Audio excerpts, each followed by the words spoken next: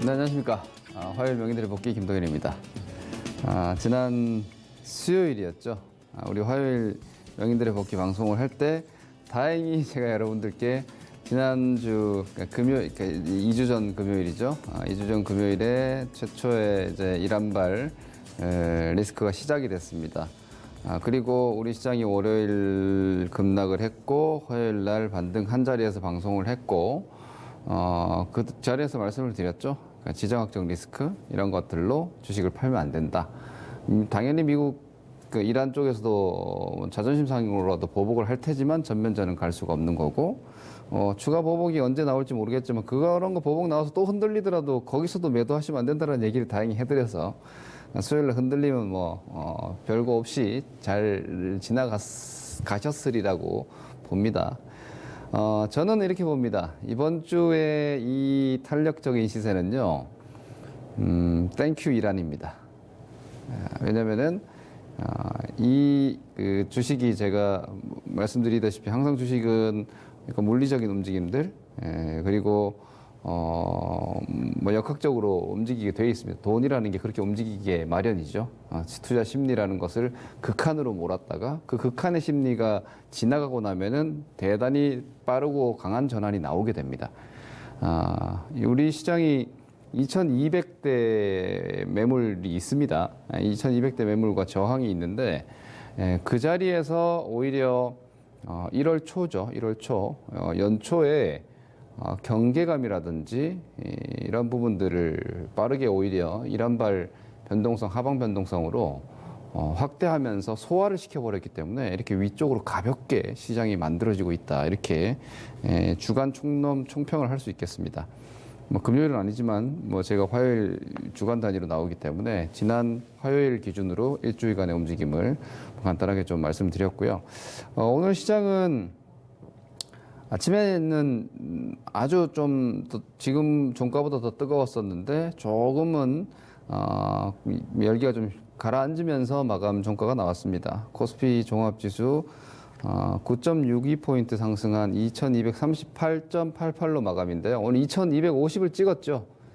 분봉 잠깐 보겠습니다. 코스피 종합 지금 이거 5분봉입니다. 보시면은 아침 초반이죠. 10시 이전에 지금 2250포인트 고점까지 찍고 상승세를 더 확대시키지 못하고 마감 기준으로는 갭 상승세를 유지한 음봉 마감입니다. 이게 양봉 마감이었으면은 다이렉트로 한 2300까지도 한번 에너지가 들어올 정도로 아주 좋은 그림이 되는데 아쉽게도 약간 음봉 마감이다. 하지만 2250 시도였고요. 저는 여기에 대한 돌파 시도가 좀 더 이어질 수 있다고 보고 있습니다. 2250 터치를 했고 지난 4월 고점이 2252포인트입니다. 거기 돌파에 대한 시도인데요. 제가 지수에 대해서는 사실 제 개인적인 의견도 많이 드리고 있죠. 이 시간을 통해서. 사실 시황 전략이라는 것은 그 분석가의 사견이 분명히 녹아들 수밖에 없습니다. 저희가 계속 여러분들께 구조적으로 말씀드리는 게 그림으로 많이 말씀드리죠. 이렇게 추세적인 전환이 이 8월 달이 진바닥이다 계속 강조드렸죠. 작년 연말에. 이거 걱정하지 마시라. 여기는 완전히 바닥 다 털어낸 거니까. 그리고 1차적인 안도성 반등, 그 다음 필요한 게 그때 제가 이때 말씀드렸죠. 계속 못 간다고. 한번 접어줘야 된다. 그리고 밑에서 정배열 들어오면서 올라가는 그 시세가 진짜다. 여기서는 총공격해야 된다. 이렇게 말씀을 드렸었죠. 그 포인트가 지난 12월에 나왔었고요. 이 자리죠. 여기. 그죠? 이 자리 돌아 나올 때 여기서 제가 반도체를 필두로 해서 적극 매수를 하셔야 된다. 그리고 지수 ETF, 레버리지 ETF 매수 포지션까지 같이 가져가시면 된다. 지수와 반도체 중심의 시장이 본격적으로 시작이 됐다. 이렇게 말씀드린 자리가 저 2100포인트 때 2050 제가 저점 의견 드렸었죠. 2050 저점 찍고 돌아 나오는 시세였고, 근데 그 움직임이 제가 2250에서 2300이라고 보고 계속 말씀드려 왔는데요. 지금 2250에 들어갔습니다. 그럼 지금부터 어떻게 해야 되느냐에 대해서 좀 궁금하실 것 같은데요. 제 의견 개인적인 결론부터 말씀드리면은 2200에서 2250에서 2300짜리는 분명히 단기적인 저항이 맞습니다. 그 단기적인 저항에 맞는 전략을 좀 구사하실 필요가 있고요. 지금부터 좀 무리한 추격 매수를 한다든지 이런 것들은 하시면 안 됩니다. 기술 구조도 보시면은요, 여기 이렇게 되고, 이렇게 채널 상단 때리고 있죠. 이렇게 때립니다. 여기 넘어가게 되면 이게 오버슈팅인데, 오버슈팅이기 때문에 조금 더 치고 나갈 수도 있습니다. 2300 정도까지 빠르게 더 치고 나갈 수도 있는데, 이거 넘어갔다고 이제 여기서 오히려 여태까지 경계감 갖고 있다가 여기서 확신을 가지고 따라 들어가면 물리는 겁니다. 한 2달 고생하는 겁니다. 그렇게 되면. 근데, 제가 여기서 되게, 이거 제 생각입니다만, 좋은 팁을 한 게, 저는 아마 제 생각이 맞을 것 같은데요. 저는 한 2250에서 2300, 이 사이가 이번 마디에서는 좀 저항 내지는 고점이 되지 않을까 예상을 하는데요. 이게 원포인트가 아닐 거라는 겁니다. 네, 저는 원포인트일 거라고 보지 않습니다. 그러니까 다시 말해서 이게 2300을 때리든 뭐 2280을 때리든 거기서 좀 머무를 거다. 여기서. 이게 제일 유력해 보입니다. 여기서 이렇게 좀 머무르지 않을까. 그리고 그림이 이렇게 좀 더 따라 올라오고 이러면서 이제 오히려 한 뭐 2월이나 3월로 해서 조정 한번 또 살짝 주고 또 재상승 시도 이런 식으로 전개가 되지 않을까 예상을 하고 있어요.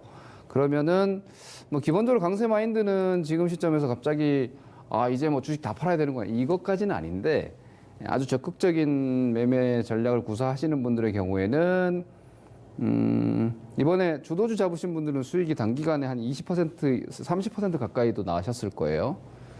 그러한 구간 종목들, 과열권 들어간 종목들은 뭐 비중을 조금씩 축소시켜가지고 단기적인 매물 소화가 나왔을 때 다시 잡을 수 있는 여지를 가져간다든지 이런 것들이 좀 필요한 구간으로 지금 들어가고 있습니다.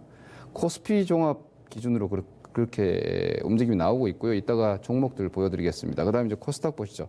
코스닥이 좀 다른데, 자, 코스닥은 좀 다릅니다. 코스닥은 아직까지 여유가 있어요. 코스닥은 아직까지 여유가 있어요. 여유가 있다는 게 무슨 말이냐? 상대적으로 약하지 않느냐? 뭐 맞아요. 상대적으로 약한데, 코스피에 대해서 상대적으로 약한데, 이게 왜 상대적으로 약하냐? 구조적으로 그럴 수밖에 없습니다. 코스닥은 지난 8월 달에 지나치게 많이 떨어졌습니다. 바이오주들 같은 것 때문에. 여기서 너무 많이 떨어져가지고 제가 이 코스피 종합이랑 코스닥이랑 같이 한번 보여드릴게요, 여러분. 그러니까 이 방향성 자체는 기본적으로 같습니다. 자, 방향성은 기본적으로 같은데 이렇게 한번 보시죠. 이게 지금 위에 쪽에 있는 그림이 이렇게 보십시다. 위에 있는 그림이 코스닥이고요. 아래에 있는 그림이 코스피입니다. 자, 둘 다 종합지수고요.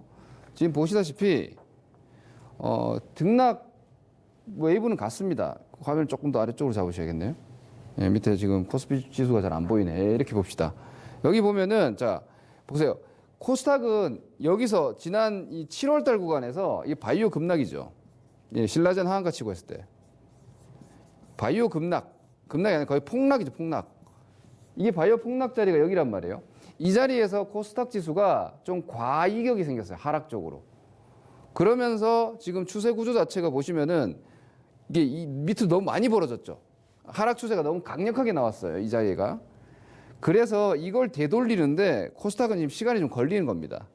코스피는 보십시오. 코스피는 뭐 한 2000에서 1850 정도 떨어졌기 때문에 많이 안 벌어졌죠. 아래쪽으로. 그러니까 한 달 만에 이게 바로 수렴이 들어갔잖아요. 여기가. 이 선을 보십시오. 선을. 이게 이제 단중기 이 장기선이니까 5일선부터 120선까지 보시면 되는 거잖아요. 자, 요만큼 살짝 벌어졌다가 다시 다 모였지 않습니까? 9월 달에 바로 모였습니다. 9월 달에.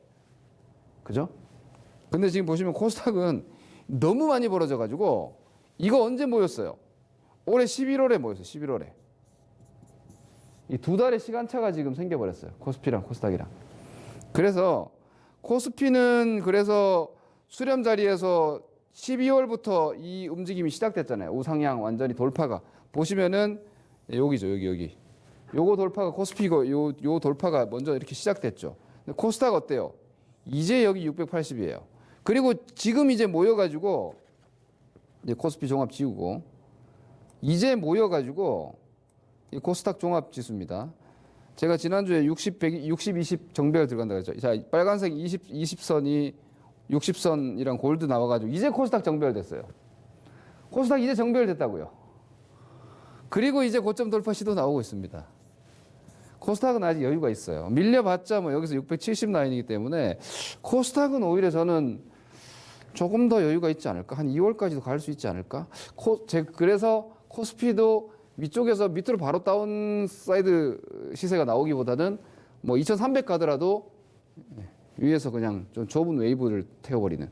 그러니까 뭐 예를 들어서 안 산 사람들이 막 조급할 수 있는 정도의 시세가 아닐까.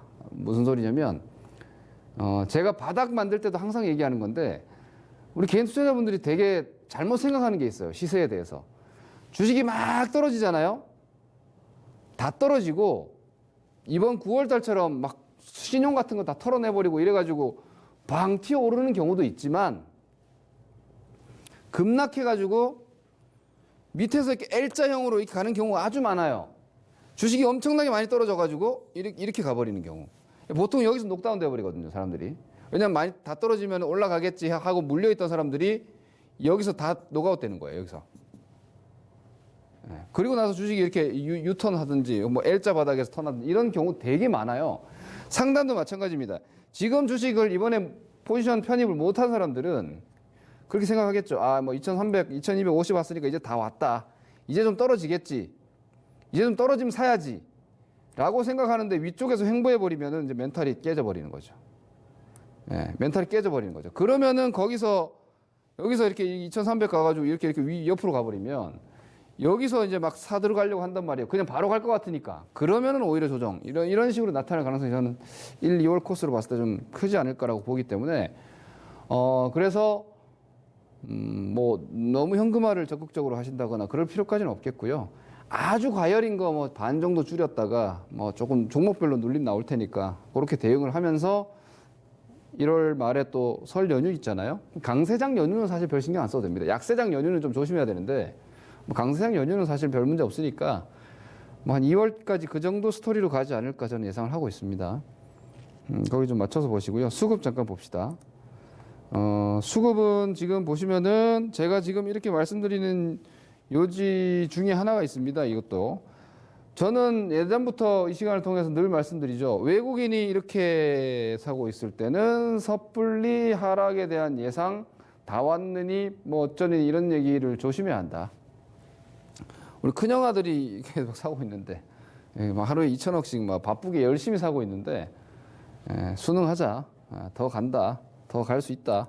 이 분위기라면은 지금 2200 오늘 50이 고점이 아닐 가능성이 높다. 이게 볼만 하고요. 코스닥은 조금 다른데 코스닥 같은 경우에는 아직까지도 개인들이 1000억씩 들어옵니다. 이게 연말에 나간 게 아직 다 안 들어온 건지 사실 코스닥은 사실 개인 시장이긴 해요. 개인 시장이긴 한데 그래도 요즘은 코스닥에서 외국인들이 좀 어느 정도는 같이 좀 그래도 매수 정도는 잡아줘야지 시세가 좀 더 가볍게 나는데 그러니까 여러분들 2015년도 뭐 이런 자리에서 코스닥 지수가 이제 밑에서 막 700 뚫고 올라오고 바이오 올라오고 할 때 있죠. 그때 주도 세력이 개인이었습니다. 알겠죠, 여러분? 코스닥은 사실 코스피하고는 수급 구조가 조금 다릅니다. 개인 스마트머니가 외국인보다 훨씬 강력합니다. 개인들이 이렇게 1000억대 정도 사주고 있는 게 앞으로 어떤 모습을 보이는지 한번 두고 볼만 하지 않을까. 저는 연말에 나갔던 게 연초에 들어오는 거면은 이 매수세는 일단 약간 큰 손성 자금들이 분명히 색채를 띠고 있거든요. 이게 스마트머니 성격이 분명히 있지 않을까라고 보기 때문에 앞으로 남아있는 코스닥 시세가 좀 오히려 후발로 좀 뜨거워질 수도 있지 않을까 기대를 하는데 아직까지는 좀 상대적으로 약합니다. 그 점을 수급적 특징으로 좀 보죠. 여기서만 외국인이 이제 매수 쪽으로 좀 같이 돌아준다. 그럼 좀 뜨거워질 수 있겠죠. 이렇게 보시고요. 종목으로 좀 넘어가서 봅시다. 종목들은 좀 건별로 좀 디테일하게 보실 필요가 있을 것 같은데요. 저는 개인적으로 삼성전자가 지금 6만 원 왔죠. 저항가에 왔다고 생각해요. 저항가. 물론 여기도 저항가입니다. 여기 삼성전자가 이때 당시에 이때 환산 가격이 제가 기억하기로는 150만 원대였던 걸로 기억하는데요. 이런 식이죠, 이런 식. 고점 넘어왔어요. 저기 2013년도 고점을 넘어갔죠. 그 당시에 고점을 넘어갔다. 여기 2013년도 고점 여기 있죠. 여기. 예, 이 자리 2013년도 고점인데 저기가 이제 150만 원대 정도의 저항이었는데 그 자리를 2016년도에 넘어가면서 그 당시에 막 160만 원대, 165만 원인가까지 이렇게 올라가고 했던 이 시세 여기가 저항가거든요. 이것도 이제 저항가가 되거든요. 우리가 계산을 하는 저항가를 구하는 방식이 있어요. 예, 그게 이제 밸류에이션으로도 보기도 하지만 기술적으로도 한 6개월 이상 시세가 나면은 기술적인 구조로도 상당히 잘 맞는데 이 정도 저항가에서 이런 소화 정도는 있을 수 있다는 거죠. 이런 식으로. 그죠? 이렇게. 여기서 주가가 뭐 170만 원 정도에서 이렇게 170에서 이때 당시에 제 기억으로는 170에서 150 정도 한 10 마이너스 한 10%대 10 한 2% 정도 이렇게 조정이 나왔던 걸로 기억나요. 이 정도는 있을 수 있지 싶어요. 이렇게 하다가 또 가잖아요. 그러니까 지금의 삼성전자가 나중에 추가 상승 뭐 충분히 업황 구조나 이런 것들은 더 할 수 있는데 지금으로서는 삼성전자가 지금 이렇게 여기까지 왔단 말이에요. 이거 각도가 되게 가파른 수준이거든요. 그리고 이 각으로도 지금 여기 걸린단 말이에요. 그럼 삼성전자가 오히려 이렇게 좀 쉬지 않을까? 이렇게 이런 식으로 잘 안 빠집니다. 여기서 이렇게 쉬지 않을까? 쉬면서 뭐 한 5만 한 6, 7천 원 다시 온다든지 이 정도 흐름 가능성 있어요. 그러니까 삼성전자를 지금부터 저는 아시다시피 다른 탑코너 등을 통해서 삼성전자 이번 시세에서 12월 달에 아주 강력하게 매수해야 된다고 계속 말씀드리고 삼성전자를 직접 사야 된다고 의견을 드렸었고 5만 3천 원대 그리고 이번 1월 달에도 5만 5천 원 이하에서는 무조건 더 사도 된다 이렇게 의견을 드렸었는데 지금부터는 6만 원권에서는 일단 신규 매수 자제 단기 차익 실현하면서 그래서 트레이딩하면서 가시는 분들의 경우에는 오히려 단기 축소 포인트가 지금 나오고 있다. 저는 그렇게 봐요. 뭐 아닌 말고인데 이건 저의 전략을 여러분들께 참고하시라고 의견 드리는 거니까 다만 현재 위치가 삼성전자에 대한 매도 뭐 삼성전자 여기서 끝났다 다 왔다 이런 의견은 아닙니다. 저는 시장 기본적으로 추가 상승한다고 보고 있고 코스피도 사상 최고치 간다고 보고 있고 장을 저는 기본적으로 장기적으로 앞으로 한 1년 이상을 더 좋게 보고 있기 때문에 뭐 그 주도가 당분간은 삼성전자라고 보니까 나중에 또 매수를 해야 될 대상이나 축소 구간에 그러니까 저항가에 들어오고 있다. 지수도 2250에서 2300이라고 말씀드렸으니까요. 거기서 머무를 수 있어요. 삼성전자가 6만 원대에서 머무를 수 있습니다만 시세 탄력은 좀 제한적일 수 있다. 고점 분할 매도 이 정도. 하이닉스도 마찬가지로 제가 하이닉스 목표 저항가를 한 10만 3천 원 정도 보고 있었는데요. 오늘 찍었어요. 오늘. 네, 그래서 하이닉스도 약간 비슷한 관점으로 봅니다. 조금 쉴 수 있다. 이 큰 저항을 여러분 넘어가서 이제 휴식하는 구간 정도 들어갈 수 있거든요. 근데 오버슈팅이 시장 지수가 2,300까지 추가 시세 나오면은 뭐 한 11만 원대 갈 수 있겠죠. 그런 점들 계산해가지고 고가 분할 이익 실현 이제부터 쫓아가는 거. 반도체 같은 경우에는 삼성전자 하이닉스 쉬면 뭐 같이 쉴 거 아니에요. 그러니까 지금부터 반도체는 가지고 있는 것들 이제 이익을 확정짓는 준비를 좀 하는 구간으로 점점 가고 있다. 단기입니다. 이렇게 보시면 될 것 같고요. 삼성전기도 마찬가지입니다. 삼성전기도 13만 5천 원 이상 14만 원대 정도부터는 이제 매물 저항 시작이고 한 4개월 정도 밑에서 60% 정도 올라왔기 때문에 조금 쉴 자리에 이제 다가오고 있다. 선행주들 먼저 쉬는데 보통 이제 장이 박스장이면 선행주 꺾이면 다 팔아야 돼요. 근데 이건 상승장이에요. 먼저 선행한 주식들이 밸류 부담 생기고 쉬면 밑에서 밸류에이션 부담 없는 것들이 오히려 밸류 매력적인 것들이 돌아 나오는 순환매가 지금 나오고 있잖아요. 그 구조가 지금 당분간 계속 될 거예요. 그래서 선행 주도주들은 어찌 보면 지금부터 수익률 탄력이 좀 더 떨어질 수 있습니다.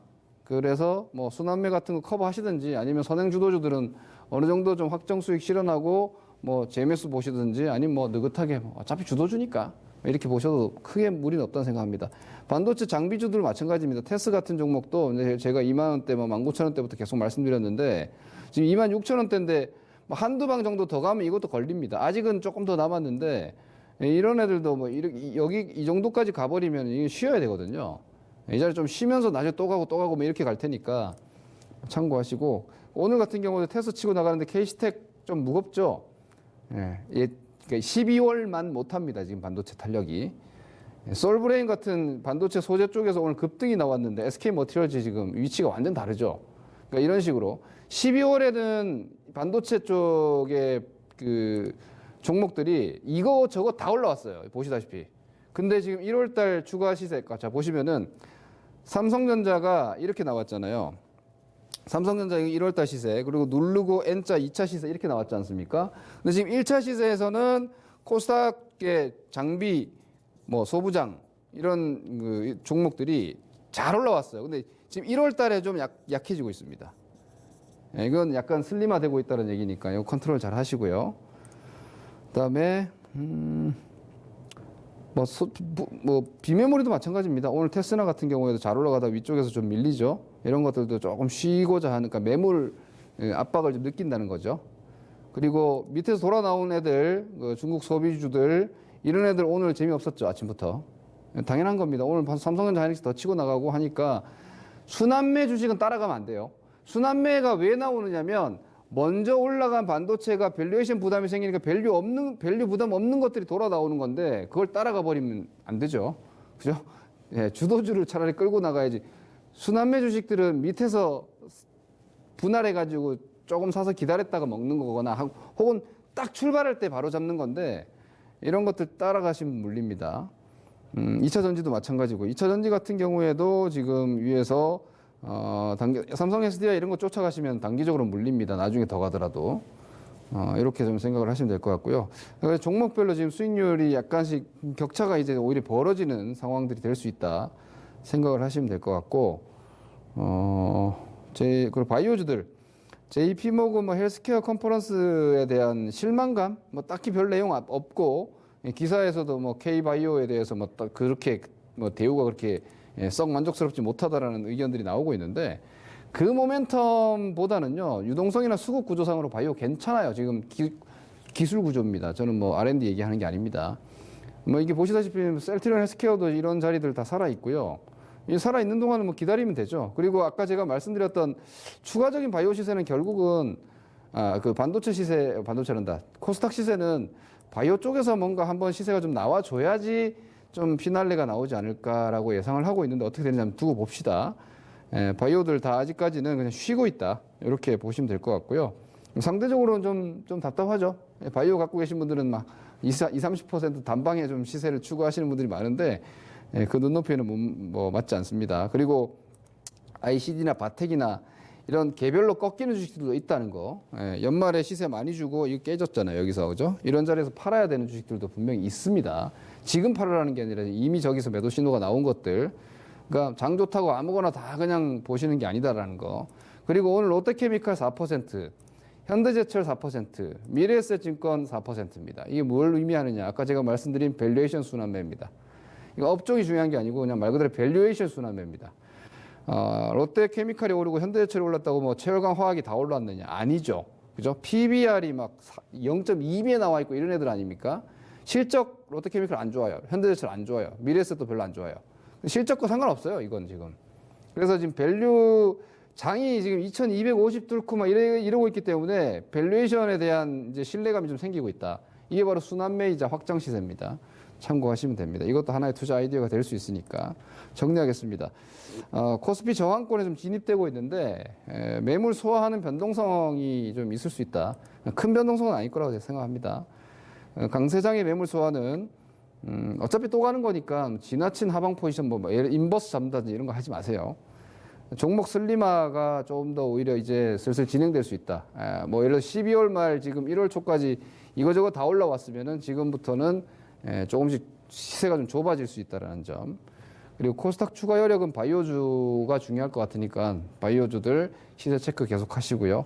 오늘 말씀드린 이런 내용들을 조금 더 정리해서 제가 잠시 뒤에 또 공개 방송을 통해서 추가 부연을 좀 해드리도록 할 테니까요. 항상 이 시간은 시간이 좀 부족해서 빠듯하게 진행이 되는데 이후에 공개 방송에서 추가 부연해서 좀 더 설명드리도록 할 테니까요. 온라인 이토마토 접속하셔서 이따가 공개 방송들도 참고하시기 바랍니다. 이런 정도 내용, 뭐 장이 기본적으로 좋기 때문에 여러분들 뭐 투자에 대해서 별 걱정되지는 않습니다. 다만 이제 코스피부터 슬슬 저항 가고 있다라는 거 인식만 하시면 될 것 같습니다. 그리고 기술적 조정에 대비하자 이 정도 관점입니다. 성공 투자하시기 바랍니다. 다음 주 화요일 뵙겠습니다. 김동현입니다.